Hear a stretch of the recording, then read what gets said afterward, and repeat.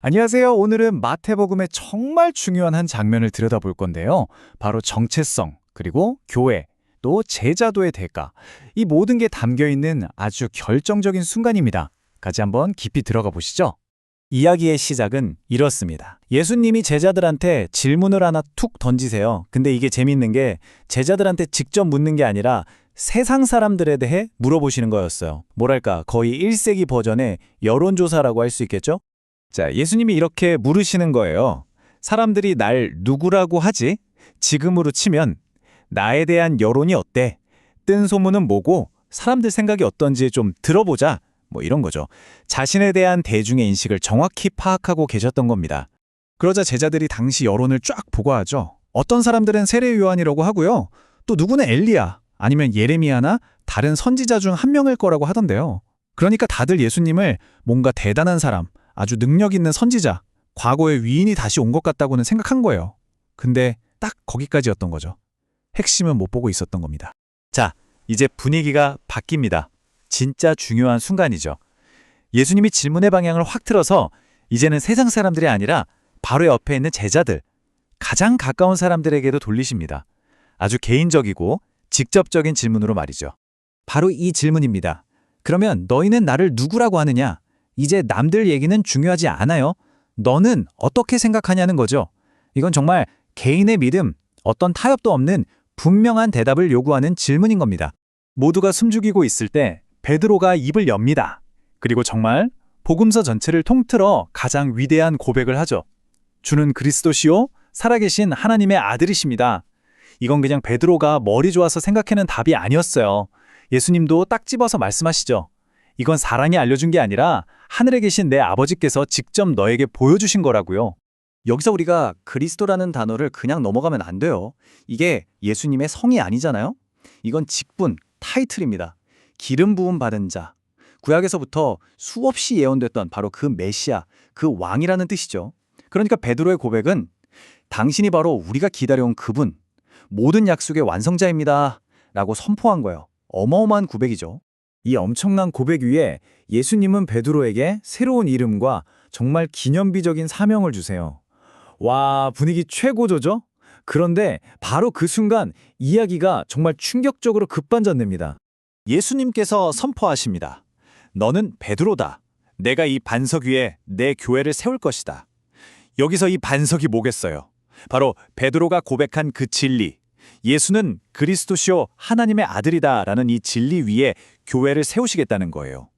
그리고 그 교회는요, 그 어떤 어둠의 권세, 지옥의 문조차도 절대 무너뜨릴 수 없을 거라고 약속하십니다.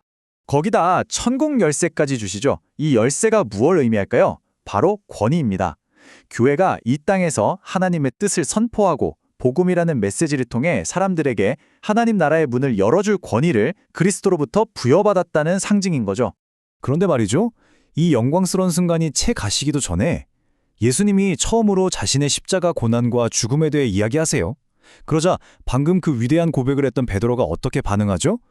절대 그런 일이 일어나선 안 됩니다 하면서 예수님을 막아서요. 그리고 바로 그 순간 정말 상상도 못할 꾸지람을 듣습니다. 사탄아, 내 뒤로 물러가라. 이 장면이 정말 우리에게 많은 걸 보여줘요. 한순간에 반석이었다가 다음 순간에 걸림돌이 된 베드로. 이 차이가 어디서 왔을까요? 간단합니다.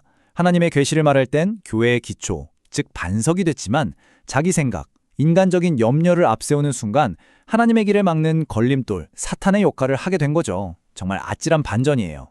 자, 그럼 이 사건을 계기로 이야기가 어떻게 흘러갈까요?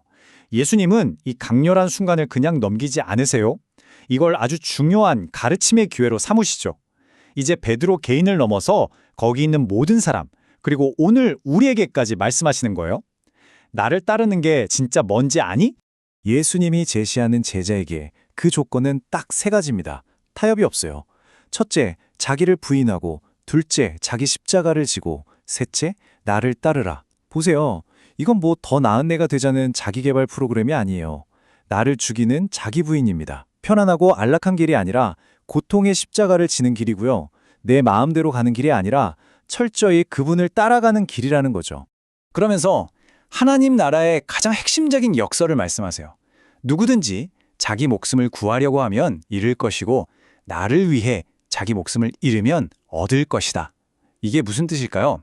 진짜 생명은요, 어떻게든 나를 지키고 내 것을 챙기려는 데 있는 게 아니라는 거예요. 오히려 그 모든 걸 그분께 내어드릴 때, 그분을 위해 기꺼이 잃어버릴 때, 바로 그때 진짜 생명을 발견하게 된다는 거죠. 자, 그럼 이제 이 이야기가 우리에게로 돌아옵니다. 이 수천 년 전의 이야기가 2026년을 살아가는 우리들, 특히 한국의 그리스도인들에게는 도대체 어떤 의미가 있을까요? 베드로의 이 고백과 실수가 오늘 우리에게 던지는 메시지는 뭘까요? 이 말씀은 오늘 우리에게도 똑같이 묻고 있는 것 같아요. 2026년, 우리의 신앙 고백은 무엇입니까? 세상이 말하는 성공, 그 압박 속에서도 그리스도가 왕이라고 고백할 수 있는가? 물질주의가 주는 편안함 대신에 기꺼이 십자가를 선택할 수 있는가? SNS에서 좋아요 받는 것보다 하나님의 말씀 안에서 진짜 나를 찾고 있는가? 그저 편리한 신앙이 아니라 때로는 대가를 치러야 하는 그런 믿음을 우리가 정말 받아들이고 있는가 하는 거죠. 결국 우리는 다시 처음 그 질문으로 돌아오게 됩니다. 예수님이 베드로에게 물으셨던 그 질문.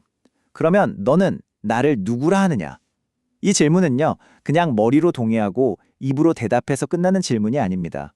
오늘 나의 삶이, 나의 시간과 돈과 관계가 그 모든 것이 누구를 주인으로 고백하고 있는가? 우리 삶 전체로 대답해야 하는 질문인 거죠.